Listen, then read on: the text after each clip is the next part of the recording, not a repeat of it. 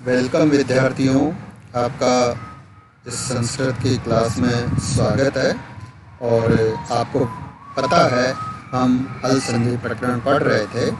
हल संधि में हमने 2-3 सूत्र पढ़ लिए थे और अगला जो सूत्र है वो है न पदांताट और नाम। पदांत वर्गात परस्य अनाम स्तोष्टु न स्यात् षट् सन्तः षट् ते पदांतात किम इट्टे टो किम सर्पिष्टम। देखिए, ये जो सूत्र है, ये जो इससे पूर्व सूत्र आया इष्टु नष्टु सूत्र, उसका निषेध करता है, उसका यह अपवाद सूत्र है। जैसे हमने स्तोह शिचुना शिचु सूत्र पढ़ने के बाद शात सूत्र से उसका अपवाद पढ़ा था, उसी तरह इष्टुना इष्टु सूत्र पढ़ने के बाद इस सूत्र से यह पूर्व सूत्र का प्रयोग कहाँ नहीं होता, कहाँ हमें उसका निषेध करना है, वो कार्य यह सूत्र करता है। तो देखिए, पदांतात यानी पदांत, पद के अंत।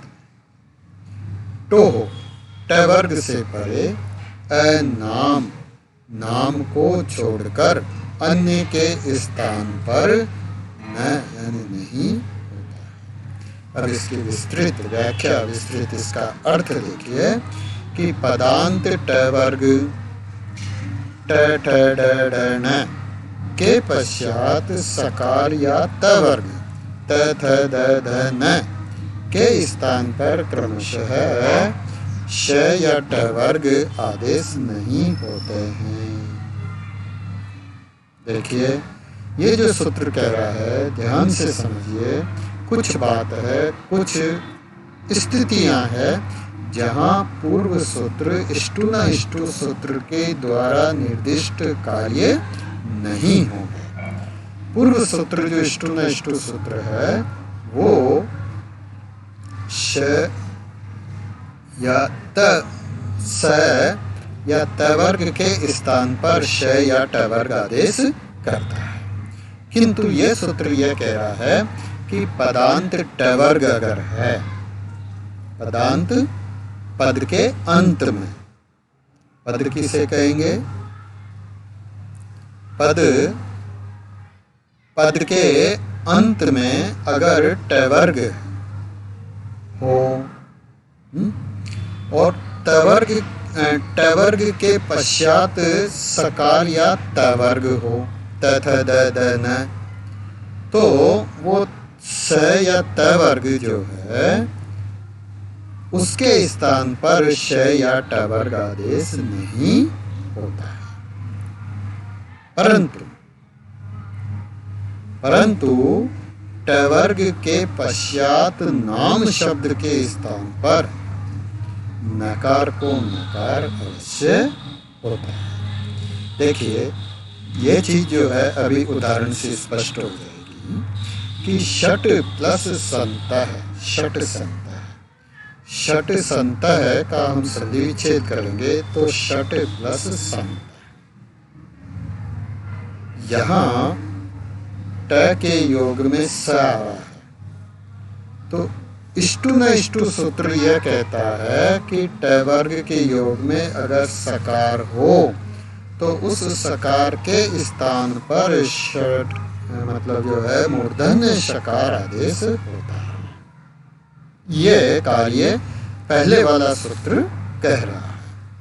इष्टु न इष्टु जो सूत्र है, उस सूत्र से सकार के स्थान पर शकार प्राप्त होता है ना। ये जो स है, इसके स्थान पर मूर्धन्य शकार, ये वाला श जो है प्राप्त होता है।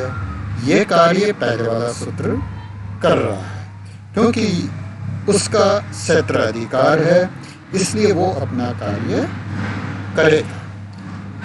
किंतु जो अगला सूत्र है न पदांता टोर नाम, यह सूत्र यह कहता है कि अगर पद के अंत में ट वर्ग हो तो चूंकि षट पद है और पद के अंत में ट वर्ग का ट भी है। तो ऐसी स्थिति में जो पूर्व सूत्र आदेश करता है उसका यह सूत्र निषेध कर देगा और वो आदेश नहीं होगा। जब निषेध कर देते हैं, निषेध का मतलब है मना, तो मना जब कर देते हैं तो वो कार्य नहीं होगा। आपको पता होगा कि जो पद है वो किसे कहते हैं? सुप तिङान्तम पदम, यह एक सूत्र है। सुप और तिंग प्रत्यय जिनसे लगे हों उनकी पद संज्ञा होती है। तो यहाँ जो षट है यह पद है, इसमें सु प्रत्यय लगा हुआ है और सु प्रत्यय लगने के बाद उसका लोप हो जाता है तो षट ही रूप रहता है। और पद के अंत में ट है, ट वर्ग का ट है। तो ऐसी स्थिति में यहाँ जो पूर्व सूत्र से सकार को शकार प्राप्त हो रहा था वो न पदांता टोनाम सूत्र से उसका निषेध हो जाता है और निषेध होने के बाद यही रूप रह जाएगा। अब आता है षट ते। देखिए संधि विच्छेद करेंगे तो षट प्लस ते, षट प्लस ते। यहाँ भी षट जो पद है ट वर्गांत है, बाद में त है त वर्ग का, तो वही इष्टु न इष्टु सूत्र से जो है त वर्ग के स्थान पर ट प्राप्त होता है, त के स्थान पर ट। किंतु न पदांता टोनाम जो सूत्र है ये उसका निषेध करता है और निषेध करने की स्थिति में त के स्थान पर ट आदेश नहीं होता और त ही रह जाता है। जब त बचा रहेगा तो रूप बन जाएगा षट ते।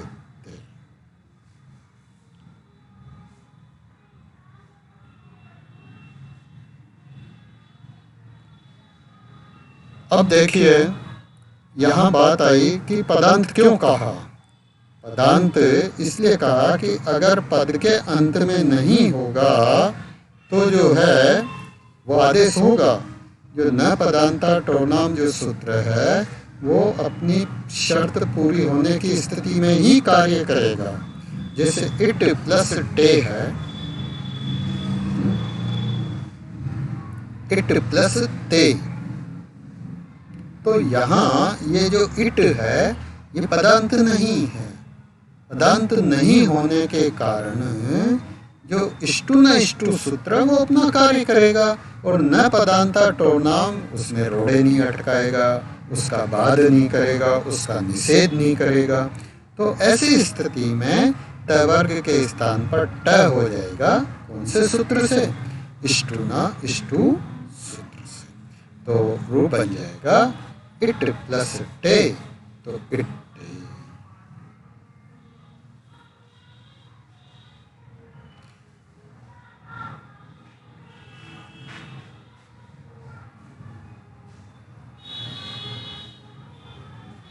अब आता है शर्पिस तमम में पदांत शकार के पश्चात तवर्ग होने से इष्टु न इष्टु सूत्र से जो है तकार को टकार होकर शर्पिस तमम सर्पिष्टम रूप सिद्ध।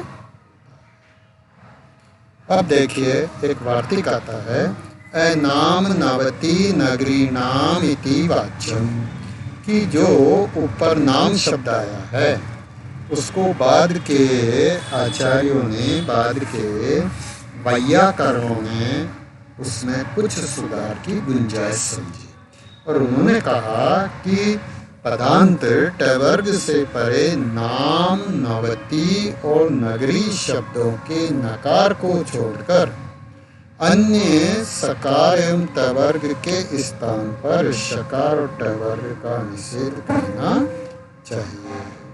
कहने का मतलब है कि पदांत में टवर्ग से परे नाम शब्द तो ऊपर आ ही गया था, किंतु नाम के साथ नवति और नगरी भी होना चाहिए।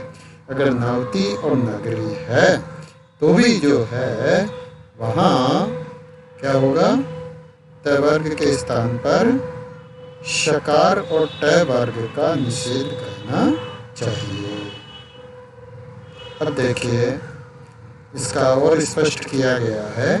तात्पर्य यह है कि पदांत ट वर्ग के पश्चात नाम, नवति और नगरी इन तीनों शब्दों के नकार को नकार होता है। जैसे षण नाम, षड प्लस नाम, इसमें इष्टु न इष्टु सूत्र से नकार के स्थान पर षटुत्व नकार होता है। फिर न पदांता टो नाम सूत्र से षटुत्व का निषेध प्राप्त होता है, परंतु उसका फिर निषेध इस सूत्र से इस वार्तिक से हो जाता है और नाम, नवति, नगरी नाम वार्तिक से उसका निषेध हो जाता है और फलस्वरूप जो है षटत्व प्रभावी रहता है। तो षटत्व होने के बाद प्रत्यय भाषायाम नित्यम इस वार्तिक से डकार को नकार होकर शरणाम रूप सिद्ध। इसी तरह षण्णवति, षड प्लस नवति, यहाँ ट वर्ग से परे नवति का नकार है, इष्टु न इष्टु से नकार हो जाएगा, फिर षड प्लस नवति रूप बनता है। फिर यरो अनुनासिक अनुनासिको वा, ये सूत्र आगे आएगा। इस सूत्र से जो है ड के स्थान पर न आदेश होता है और क्षण नवति रूप सिद्ध हो जाता है।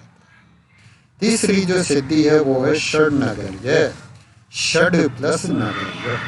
यहाँ भी ट वर्ग के ड के बाद नगरीय का न है, तो इष्टु न इष्टु सूत्र से जो है नत्व प्राप्त होता है।